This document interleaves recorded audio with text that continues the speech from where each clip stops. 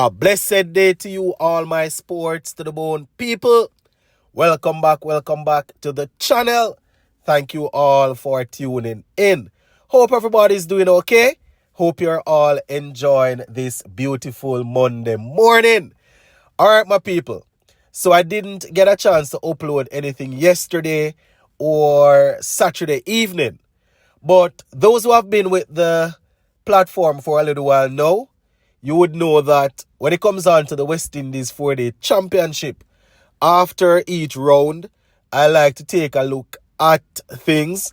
I like to highlight some of the top achievers, right? It's just the first round of games. We know that we're looking for consistency and all of that. But after every game, I like to take a look at the batsmen and the bowlers who would have, produced some good stuff in that game.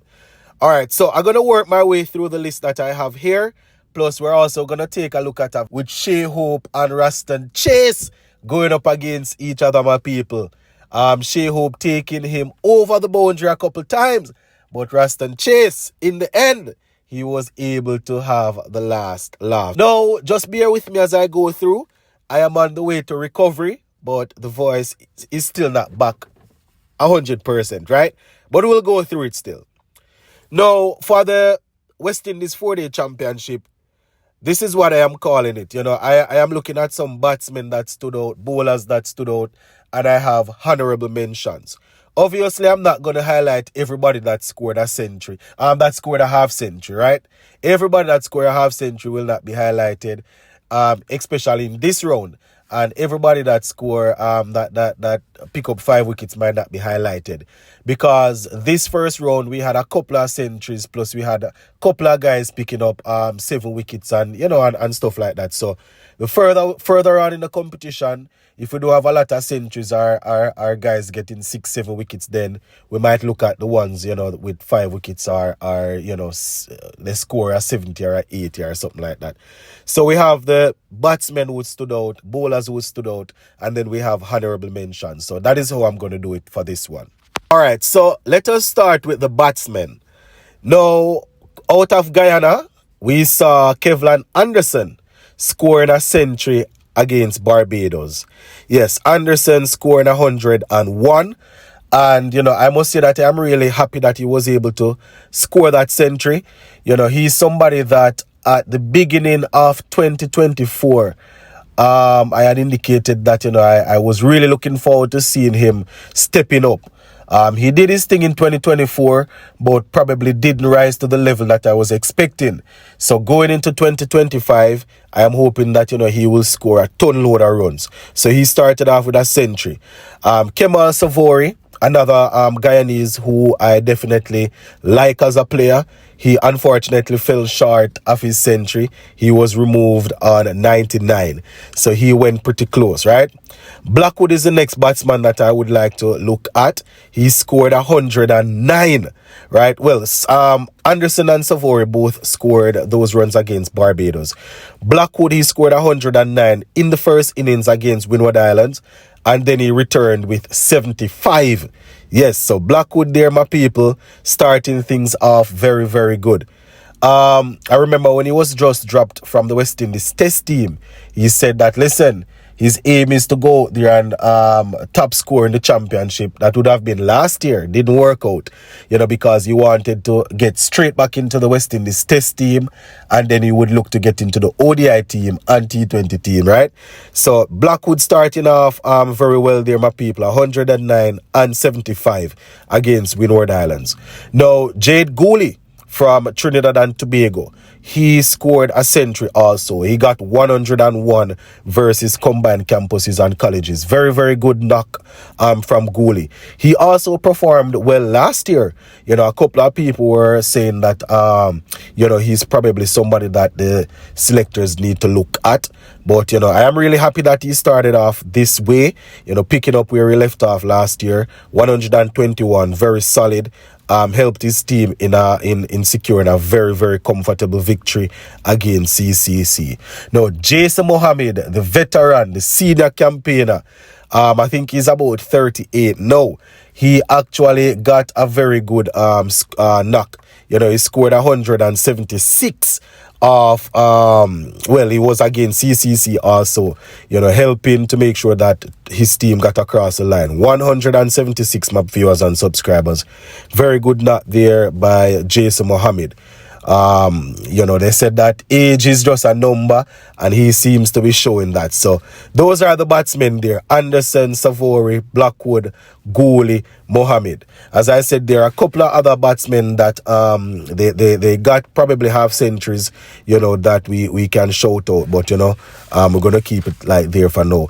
Now, in terms of bowlers, right? We saw Matthew Ford, and I have Matthew Ford here because he only picked up 5 wickets, yes, against Guyana, but he also scored 82. So, Matthew Ford, I have him there. Tamari Redwood, the schoolboy playing for Jamaica, against Windward Islands. We saw him getting 7 wickets in the second innings to help Jamaica Scorpions get across the line. So Redwood is there. Richie Looknott from is also there. He picked up, I think it was about 10 wickets that he got, 5 in each innings, if I'm not mistaken, against Barbados. So shout out to him. We also saw Joshua Bishop against Leeward Islands, picked up 3 wickets in the first innings, and then in the second innings he picked up 7 wickets to make sure that the Leeward Islands got across not if the Leeward Islands to help his team against Leeward Islands, but they ended up on the losing side. So shout out to Joshua Bishop, though. Did very, very well last year, and I'm happy to see that he's continuing where he left off. Now, Kyrie Pierre also picked up 7 wickets in the second innings, similarly to Redwood. He also got 2 wickets in the first innings, right? So 7 in the second, 2 in the first, to help his team secure a massive victory over the combined campuses and colleges. So shout out to Kyrie Pierre. Think he's the vice captain of the team there. So, shout out to Kyrie Pierre. Now, I have honorable mentions here, right? Honorable mentions. And first, I under honorable mentions, I have to give Joel Andrew.